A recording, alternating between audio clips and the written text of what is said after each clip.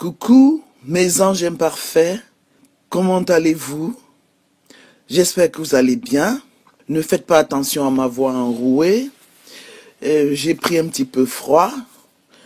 Et voilà, donc elle est bien grave ma voix, peut-être pas agréable à écouter.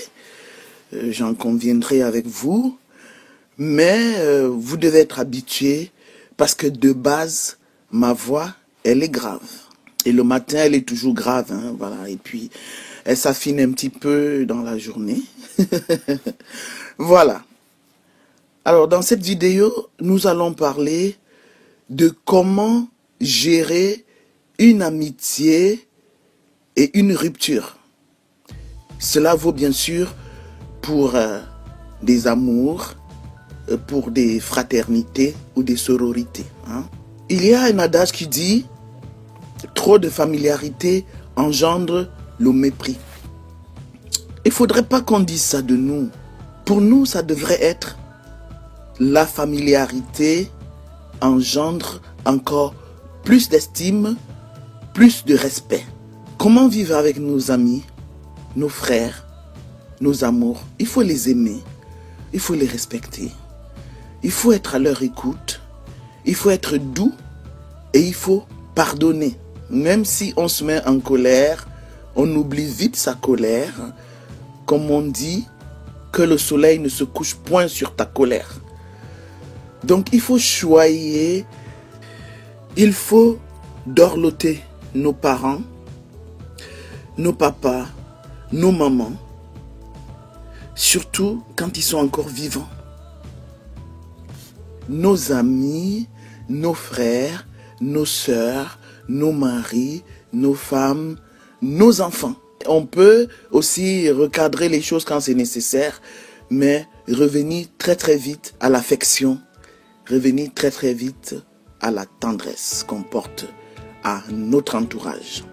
Maintenant, s'il arrive qu'il y ait quand même une rupture, puisque nous sommes des êtres humains, un divorce, un déchirement entre amis, entre amoureux, dans la famille ou des frères, des sœurs, il faut encore savoir gérer cette rupture-là. Il faut la gérer de telle sorte que une réconciliation soit possible. Parce que si on gère mal la rupture, on insulte notre ex-ami, on insulte sa famille, on met ses secrets dehors, on détruit, on déchiquette, on jette en pâture, on met ses vidéos de nus, ses inbox, ses photos sur la toile, on raconte tout et n'importe quoi pour salir cette personne. On la livre à la vindicte des gens en disant « Il ou elle a dit telle chose de toi, de tel ». C'est indigne de l'être humain. C'est malheureux, pitoyable, pathétique de se comporter ainsi. Ça veut dire que on ne l'a jamais aimé, première chose. Et deuxième chose, on ferme la porte à toute réconciliation. Vous avez vécu de beaux moments ensemble. Vous avez fait de belles choses ensemble. Et au nom de ces beaux moments, de ces belles choses, il faut peut-être retenir sa langue. Il faut peut-être avoir de la compassion pour votre ex-ami. Compassion n'est pas le mot. Hein.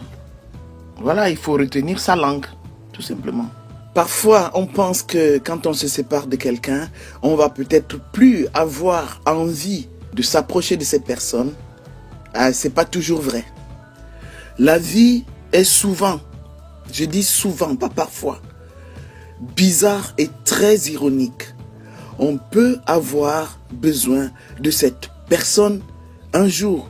Cette personne qu'on a humiliée, cette personne qu'on a blessée.